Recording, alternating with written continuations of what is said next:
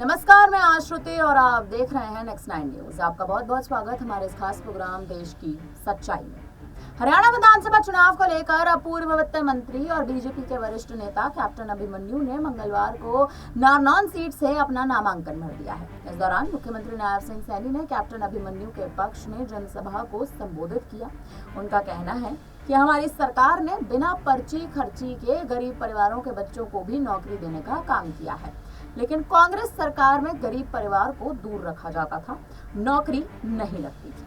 CM Saini का यह भी कहना है कि पिछले दिनों कांग्रेस की भर्ती रोको गैंग ने हमारे 25,000 युवाओं की नौकरी को कोर्ट और इलेक्शन कमीशन में जाकर रुकवा दिया है। 8 अक्टूबर को हमारी सरकार बनने के बाद मैं शपथ बाद में लूंगा, पहले 25,000 युवाओं को सरकारी नौकरी देने का काम किया जाएगा। मुख्यमंत्री नायब सिंह सैनी ये कहते तक नजर आ रहे हैं कि आप लोगों की बात सुनने के लिए सीएम हाउस के दरवाजे हमेशा खुले हुए हैं। आपको चिंता करने की कोई जरूरत नहीं है, किसी को पूछने तक की जरूरत नहीं है। आपकी सेवा में हमारी सरकार लगातार आगे बढ़कर काम कर रही है।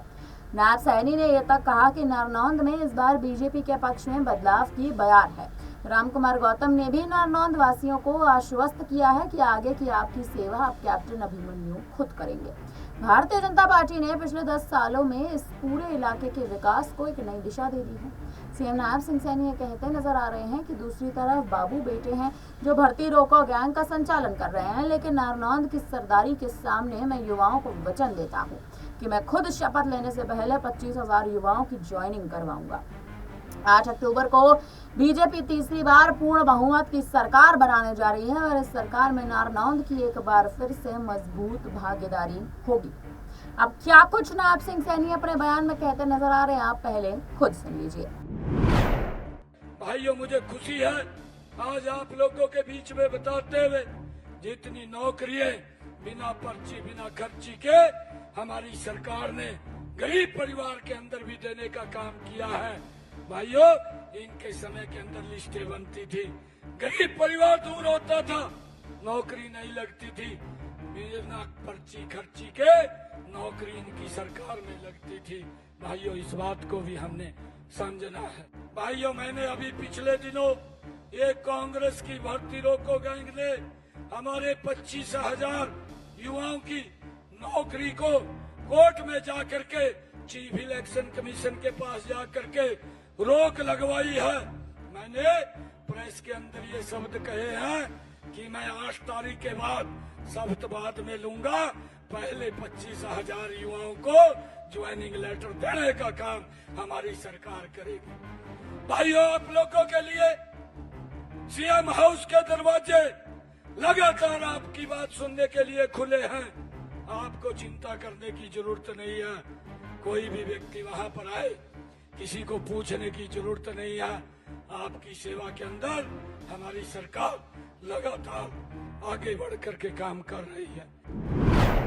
आपको बता दें कि हरियाणा में 5 अक्टूबर को होने वाले चुनाव से पहले कैबिनेट ने विधानसभा भंग करने की मंजूरी तक दे दी है।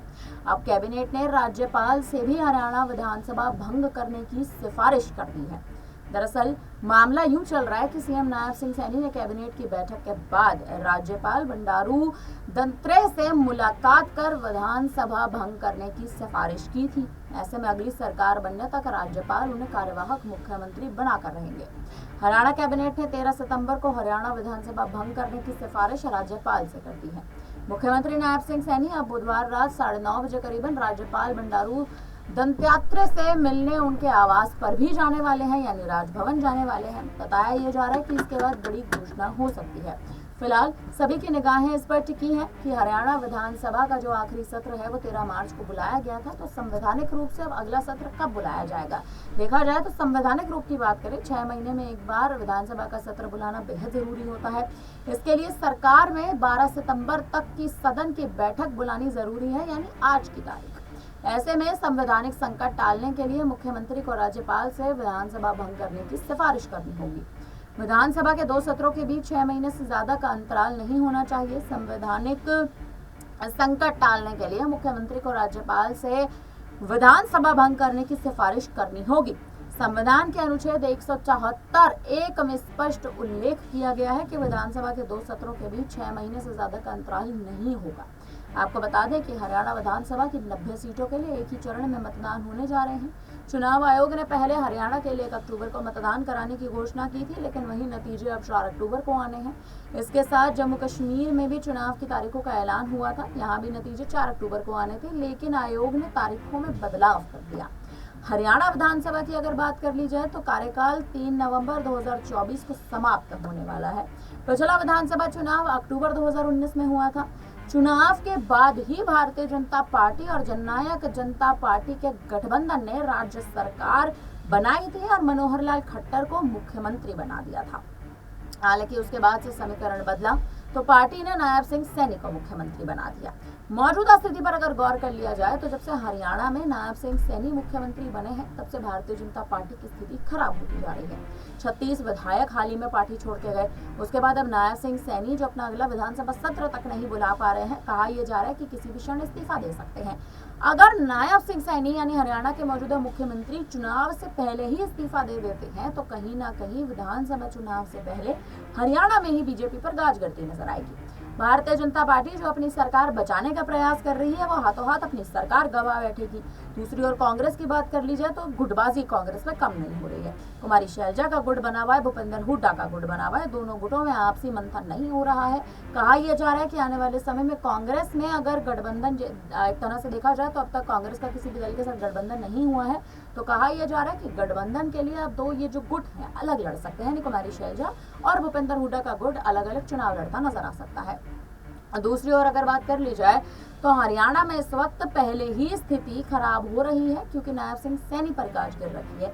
विधायकों ने पार्टी छोड़ी कहीं ना कहीं जेजेपी में कुछ जाकर शामिल हो गए, कांग्रेस में कुछ जाकर शामिल हो गए, आम आदमी पार्टी का हाथ थाम लिया। उसके बाद भारतीय जनता पार्टी अब ऐसी स्थिति में फंसी हुई है कि या तो सरकार बचा ले या फिर नायब सिंह सैनी की मुख्यमंत्री गद्दी बचा ले। विधानसभा सत्र हर 6 महीने में बुलाना होता है। आखिरी सत्र 12 मार्च को बुलाया गया था, जब नायब सिंह सैनी को मनोहर लाल खट्टर ने कहीं ना कहीं सीएम पद सौंपा था। उनको कहीं ना कहीं एक तरह से उनका मान रखने के लिए उन्होंने सीएम पद की शपथ ली थी। लेकिन अब नायब सिंह सैनी की मुश्किलें बढ़ चुकी हैं। खुद ओबीसी वोट बैंक से आते हैं, लेकिन इस बार हरियाणा की स्थिति ऐसी है कि Bharatiya Janata party OBC vote bank को साधने में भी पिछड़ रही है। तो सवाल ये उठ रहे हैं कि क्या बीजेपी सरकार बचा पाएगी? क्या भारतीय जनता पार्टी इस बार वापसी कर पाएगी हरियाणा में, या फिर गुटबाजी जीत जाएगी? और दूसरी ओर बात कर ले तो गठबंधन में जो पार्टियां चल रही हैं, चाहे आप हरियाणा में जिस हिसाब से बहुजन समाज पार्टी को देख लीजिए, आजाद समाज पार्टी को देख लीजिए। बहुजन समाज पार्टी का गठबंधन इनेलो के साथ हुआ है, आजाद समाज पार्टी का गठबंधन जटपा के साथ हुआ है। अब नया गठबंधन होने की जो तैयारियां हैं वो कहीं ना कहीं हरियाणा में शुरू हो सकती हैं। दूसरी ओर अगर देख लिया जाए तो बहुजन समाज पार्टी इनेलो ने अब सहयोगी दल के साथ भी गठबंधन कर लिया, और सहयोगी दलों को साध कर भी कहीं ना कहीं सीटों का इजाफा करने में मायावती और इनेलो कामयाब साबित हो सकते हैं, यानी मायावती और अभय सिंह चौटाला कामयाब साबित हो सकते हैं। देखना हरियाणा में अब ये दिलचस्प होने वाला है कि आखिर स्थिति बदलेगी कैसे, क्योंकि भारतीय जनता पार्टी साख बचाने के प्रयास में है, प्रतिष्ठा बचा रही है, और कांग्रेस कहीं ना कहीं सरकार बनाना चाहती है। हरियाणा में क्या मुख्यमंत्री चेहरा पहले ही बदल जाएगा? विधानसभा चुनाव होने से पहले मुख्यमंत्री नायब सिंह सैनी का इस्तीफा सामने आ जाएगा, या फिर हरियाणा का राजनीतिक समीकरण पूरी तरह से बदलता नजर आएगा, तख्ता पलट होता नजर आएगा? फिलहाल इस पूरी खबर पर आप क्या कहेंगे? नायब सिंह सैनी जो तमाम बड़े वायदे इस वक्त करते आ रहे हैं, इन वादों पर अब आपकी क्या राय है? आपका क्या कहना है? कमेंट करके हमें जरूर बताइएगा। तमाम बड़ी खबरों के लिए आप बने रहिए हमारे साथ, देखते रहिए नेक्स्ट टाइम न्यूज़।